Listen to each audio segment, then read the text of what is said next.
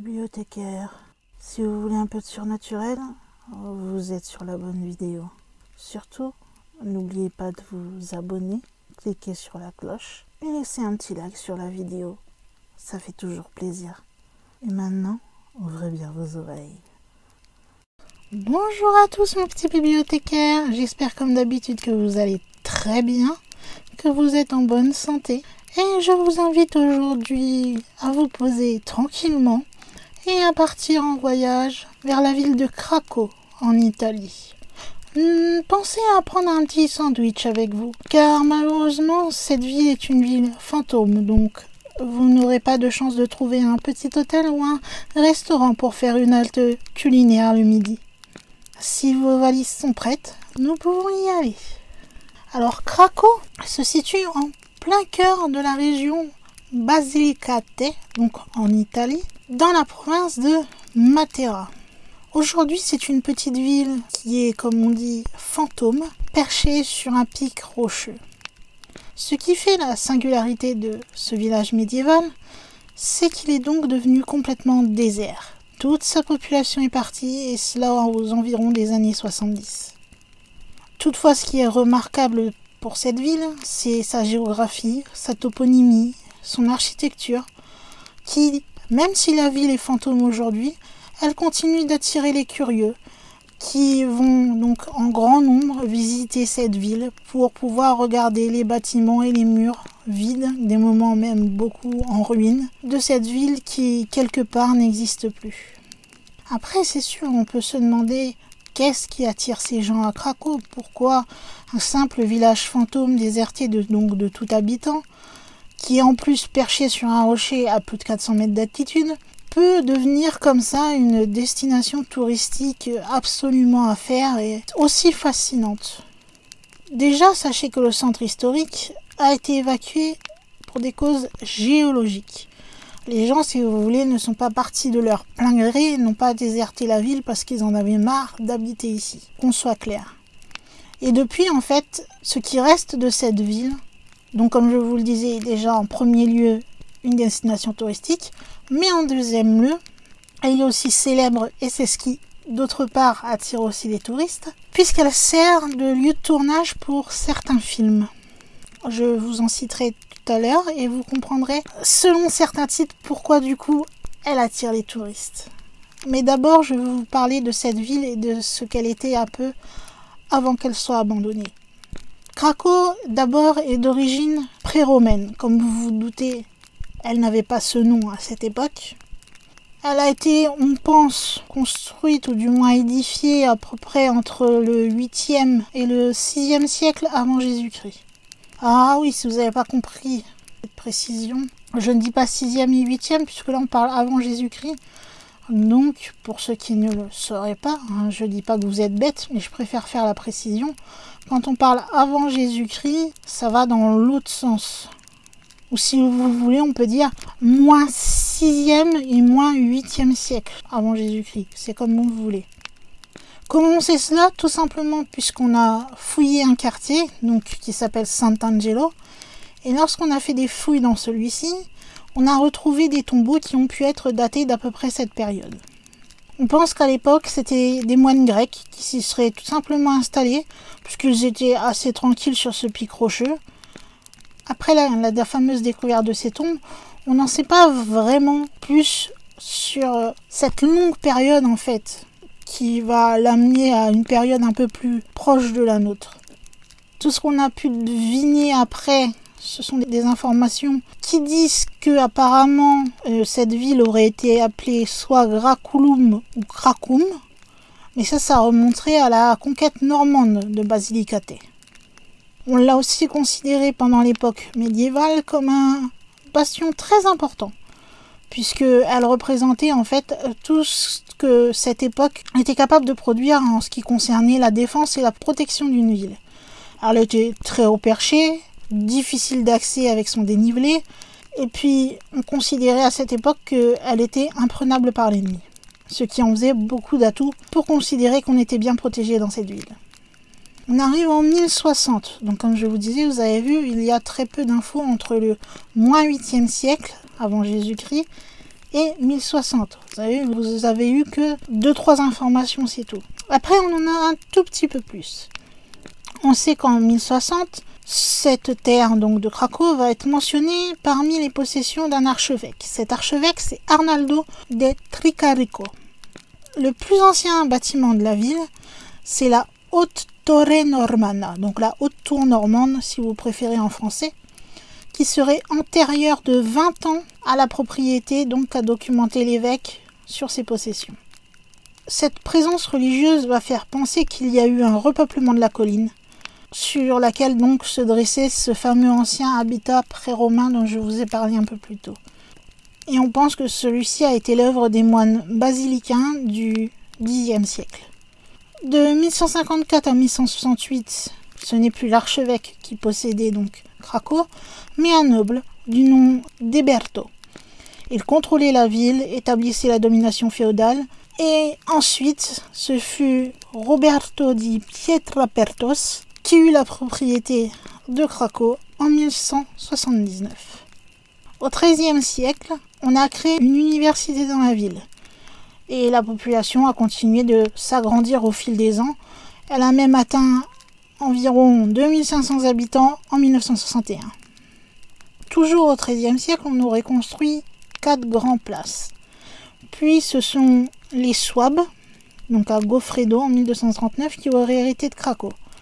Il y avait déjà un château à cette époque qui existait au sommet de la colline.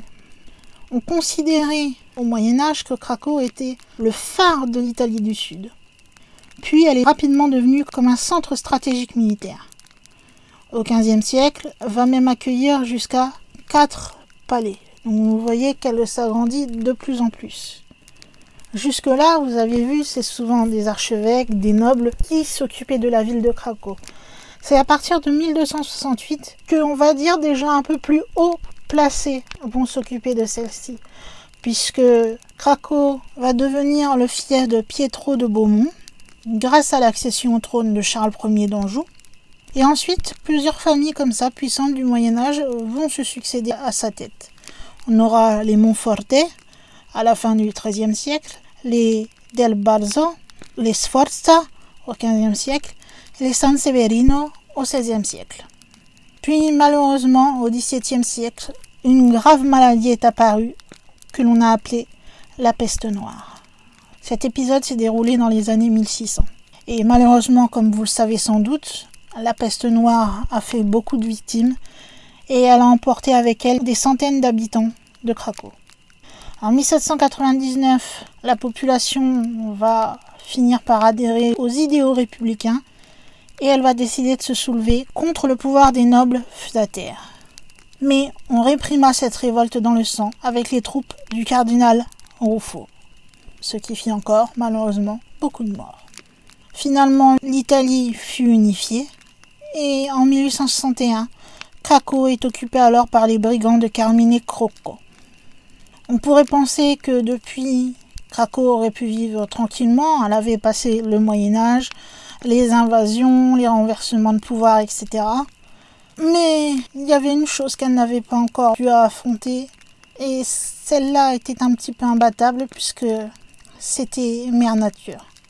Car même si c'était un petit peu calmé, on va dire humainement parlant, c'est là que la nature va commencer à décider de, entre guillemets, s'attaquer à la ville de Cracow. Il va commencer à y avoir des conditions agricoles qui vont être assez terribles. Tellement terribles en fait que ça va provoquer une grande famine à la fin du 19e siècle. De ce fait, si vous ne trouvez plus à manger, vous cherchez autre part pour essayer d'avoir de meilleures terres quand vous en aviez bien sûr la possibilité. Et c'est ce qui est arrivé ici puisque il y a eu une grande migration de la population. Sachez qu'environ 1300 personnes qui vivaient à Cracow vont décider de migrer vers l'Amérique du Nord pour fuir la famine.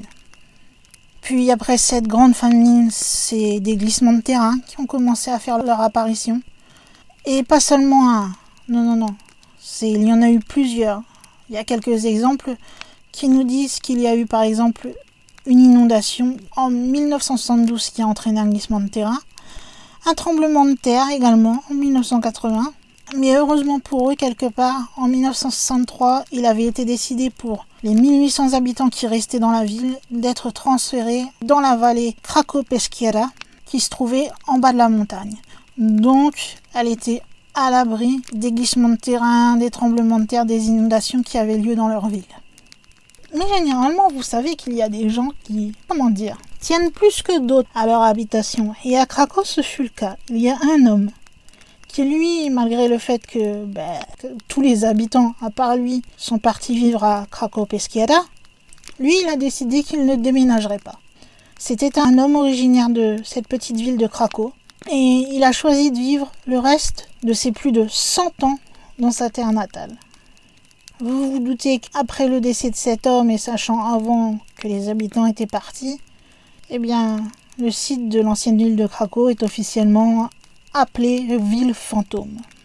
En 2007, les descendants des immigrants de Cracovie aux États-Unis, ils vont décider de former la Krakow Society. Ils vont créer un site web pour commémorer le village en disant « Bien que Krakowekio ne soit plus habité, il reste solide dans l'esprit et le cœur du peuple krakese partout. » À l'époque, l'un des premiers monuments qui va s'effondrer à Cracovie, ce sera la statue qui avait été érigée en mémoire de la Première Guerre mondiale et qui avait été inaugurée en 1932. 3 ans après la création de l'association, en 2010, Cracovie va entrer dans la liste des sites à sauvegarder par le Fonds mondial pour les monuments. Donc maintenant, ce n'est plus vraiment un lieu d'habitation, mais plutôt un territoire agricole. On va plutôt cultiver, donc souvent des céréales et des plantations d'oliviers. Il y a aussi quelques élevages de bétail comme des ovins, des caprins et des volailles. Et on a récemment ajouté des bovins et des porcs. Donc voilà un petit peu ce qui concerne l'histoire de Cracovie. Donc vous voyez, des fois ce sont les gens qui abandonnent la ville volontairement, nous allons dire. Eux, quelque part, c'était contre leur volonté puisque la ville commençait à s'effondrer quelque part, de part et d'autre. Et c'était mieux pour eux de partir dans une ville plus sécurisée que d'attendre et on ne sait jamais un glissement de terrain plus important que les autres. Et encore de grosses disparitions sur les 1800 habitants qui restaient. Ils ont bien fait, je pense, de se réfugier plus bas dans la montagne. Maintenant, vous pouvez toujours aller à Cracovie. Cela n'est pas interdit, vous pouvez aller faire sa visite. Sachez que si vous vous rendez sur place, selon 2-3 témoignages que j'ai pu voir, vous allez être, surpris par un sentiment qui est à la fois émouvant de voir cette ville où plus personne ne vit et en même temps assez désolante en voyant cette ville totalement abandonnée. Lors de votre visite, vous pourrez vous promener tranquillement parmi les ruines des bâtiments, le long des ruelles abandonnées. Vous pourrez aussi voir les palais nobilitaires et même monter jusqu'à la tour du château au sommet du bourg. Vous pouvez aussi descendre jusqu'à l'église Saint-Nicolas et admirer sa vue. On raconte, selon une légende, qu'il y aurait la présence d'une ancienne taverne auquel le quartier doit son nom. Et apparemment là, un aubergiste aurait enchanté et piégé ses clients dans son filet de séduction. L'aubergiste était une femme. C'était comme si elle avait été une déesse de la mythologie. Elle a utilisé ses armes amoureuses pour tuer.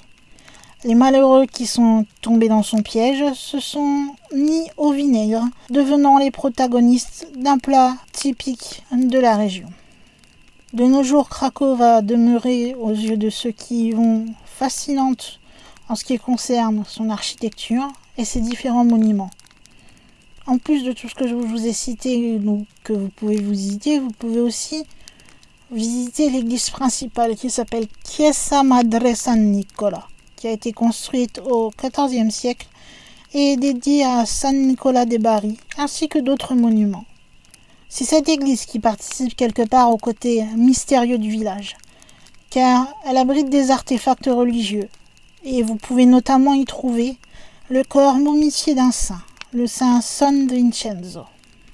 Vous avez aussi une autre église, l'église de Santa Maria della Stella. C'est une sorte de toute petite chapelle qui se trouve sur le flanc de la colline. Si vous y allez, vous pouvez y rendre hommage à la Vierge Marie. Au final, même si elle s'est assez agrandie, Cracow n'est jamais devenue une super grande ville. Elle a toujours eu une assez petite taille et est plutôt considérée comme un village. Comme je vous le disais au tout début, elle continue d'attirer beaucoup de visiteurs. On a recensé environ 5000 visiteurs chaque année. Alors bien sûr, elle est en état de délabrement avancé, il y a beaucoup de ruines. C'est pourquoi d'ailleurs le Fonds mondial pour les monuments, qui est une ONG, a décidé donc de l'intégrer sur sa liste des sites en péril et à sauver. Mais il n'y a pas que les ruines quelque part qui font venir les visiteurs. Il y a aussi le fait que si le festival y soit toujours organisé, malgré le fait que la ville soit abandonnée, on a un festival entre les mois de mai et d'octobre. Il y a la foire de San Vincenzo Martire, la Madonna della Stella et les festivals de San Nicola et de la Madonna di Monserrato. C'est une deuxième explication à la notoriété de ce village. Mais encore, cela n'explique pas le fait que des touristes étrangers soient attirés par ce village. Mais on va y arriver, ne vous en faites pas. Tout d'abord, ce qui est remarquable dans cette ville de Cracow, c'est que, oui, elle tombe en ruine, mais pas au point de ne plus être reconnue, puisque son caractère, ses rues, tout ça, sont quand même restés assez intacts. Et en plus d'avoir ce bonus donc architectural, la vue quand vous êtes tout là-haut sur ce pic rocheux est, paraît-il, d'une beauté époustouflante. Et c'est cette vue, justement, parmi ces ruines, qui explique le troisième point, qui amène les touristes étrangers à venir. Puisque cette beauté a permis à certains films de venir être tournés dans le village de Cracow. Car oui, Cracow a été utilisé comme décor de nombreux films, tels que par exemple le moment de la pendaison de Judas dans le film La Passion du Christ de Mel Gibson, ou, là je crois que vous connaissez un petit peu mieux, Quantum of Solace avec Daniel Craig, réalisé par Mark Forster, qui est quand même le 22e opus de la série des James Bond. Juste comme ça. Et vous savez que certains fans de James Bond, et ça arrive pour d'autres, comme fans de Star Wars, comme les fans d'Harry Potter, comme fans de Seigneur des Anneaux, etc., eh bien certains aiment bien retrouver les lieux où ont été tournées certaines scènes pour se retrouver comme s'ils étaient dans le film. Donc c'est bien notre troisième point qui explique que les touristes aiment aller dans ce village. Cependant, lors des tournages, vu que c'est une ville petite et qu'on ne voulait pas trop quand même l'abîmer, puisque vu qu'elle se tient encore bien, on n'a pas voulu quelque part que l'humain fasse pire que mieux pendant les tournages, donc on a juste autorisé environ 35 personnes à être dans la ville en même temps, c'est tout. Parce que certes, cette ville est belle, où elle se trouve et la vue qu'elle donne est belle, mais si vous ruinez tout parce que vous faites un film, c'est pas préserver le patrimoine, quoi, quelque part. Pour vous citer d'autres films qui ont été tournés donc à Cracow, vous avez par exemple La Louve de Calabre en 1953, Le Christ s'est arrêté à Eboli en 1970, Le Roi David et Saving Grace en 1985, Le Soleil même la nuit en 1989, Nympha Plebea en 1996, La Nativité en 2006 et Basilicata Coast to Coast en 2010. Elle a été aussi utilisée comme décor à la télévision, notamment pour une série télévisée qui s'appelait Classe di Ferro de 1989 à 1991. Et elle a été aussi choisie comme lieu de tournage dans des telenovelas brésiliennes telles que O Rei do Gado entre 1996 et 1997. Mais en plus d'avoir eu des tournages, eh bien sachez que même la musique s'y est intéressée pour tourner aussi des clips. Le groupe Odland, je ne sais pas si on prononce comme ça, excusez-moi, a filmé à Cracow un clip vidéo de leur chanson Santa Lucia. Le compositeur Oshka va dédier à la ville fantôme une chanson du nom de Cracow dans son album Abandoned City en 2014. Mais vous avez pu aussi voir la ville de Cracow un peu plus récemment dans le clip de Paradise en 2020 de Medusa avec Dermot Kennedy. En ce qui concerne la visite, j'ai entendu deux sons de cloche. J'ai pu lire que, ce dont je doute actuellement, mais certains disent que c'est pas nécessaire de faire de réservation, Apparemment, un panneau indiquerait que l'accès est interdit, mais comme c'est pas vraiment très surveillé, vous pourriez y aller sans problème, mais bien sûr, à vos risques et périls, et que seulement quelques parties du village seraient accessibles, car plusieurs entrées auraient été murées pour justement empêcher les visiteurs d'entrer. Mais j'ai vu plus souvent que vous pouviez visiter cette ville, mais uniquement accompagné, donc pas d'urbex ou quoi que ce soit dans cette ville. Vous pouvez aller voir un petit office du tourisme et réserver pour faire le mini-tour de la ville. Ils vous donneront un casque, comme il y a eu des glissements de terrain, etc. et que certains bâtiments sont en ruine, c'est mieux pour votre sécurité. Et donc vous auriez un guide qui serait là donc pendant toute la visite pour vous expliquer les bâtiments, etc. Mais aussi pour vous raconter l'histoire de cette ville, bien sûr. En plus des explications artistiques et historiques, vous pouvez avoir en même temps, quelque part, une atmosphère assez onirique. Quelqu'un aurait avoué avoir perçu des sons mystérieux dans la ville. Peut-être, et là nous allons entrer un petit peu dans le paranormal à proprement parler. Est-ce que c'est peut-être des anciennes présences qui animaient le village autrefois et qui, comme vous savez, il y a eu beaucoup de morts de la peste, etc. et qui seraient quelque part restés enfermés dans ces lieux? Cela est possible. Et en plus de ces bruits, il y en aurait même qui auraient vu des personnes en mouvement à l'intérieur des vieilles maisons, qui normalement sont donc fermées. Et cela serait dans certains quartiers particulièrement. Après, vous avez toujours l'explication du comme les lieux sont vides, il n'y a pas beaucoup de bruit, etc. Eh bien, le moindre signe de vent pourrait vous faire penser à une voix, ou vous pourriez avoir des visions, ou vous-même pensez voir quelque chose parce qu'on vous a suggéré en racontant l'histoire de la ville que vous avez vu une dame dans telle maison, un homme dans telle maison. Après, je ne dis pas que ce n'est pas ça, c'est possible. Mais quelque part, c'est toujours comme ça avec le paranormal. C'est pas prouvé que ce soit ça, et c'est pas prouvé non plus que ce n'est pas paranormal. Donc c'est un sujet assez compliqué. Reste-t-il de ces gens qui sont morts donc sous la peste noire due aux attaques, etc. ou les morts tout simplement, on va dire, naturelles entre guillemets dans la vie d'une ville, quoi. Mort naturelle, accident, maladie, etc. Tout ce que connaît un petit village, tout simplement sans qu'il y ait de grands événements. Je pense que cela est possible. Alors c'est la première fois que je parle d'une ville fantôme, c'était un peu compliqué, j'avoue. J'espère néanmoins, malgré mes bafouillages et du coup mon manque de connaissances là-dessus, et donc beaucoup mes références à ce que j'ai écrit, ne vous aura pas dérangé et que vous avez apprécié passer ce moment avec moi et imaginer vous balader dans ces rues de Cracow.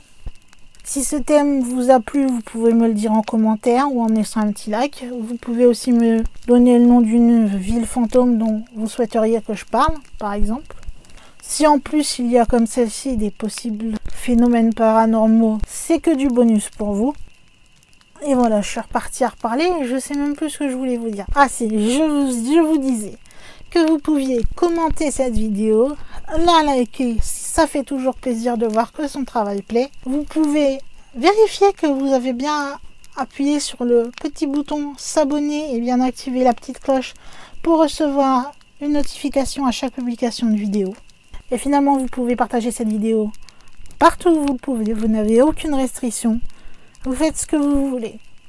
Eh bien, je crois, mes chers amis, qu'il est temps pour moi, en tant que gardienne de la bibliothèque, de fermer les portes de celle-ci pour cette vidéo et de vous dire à une prochaine vidéo.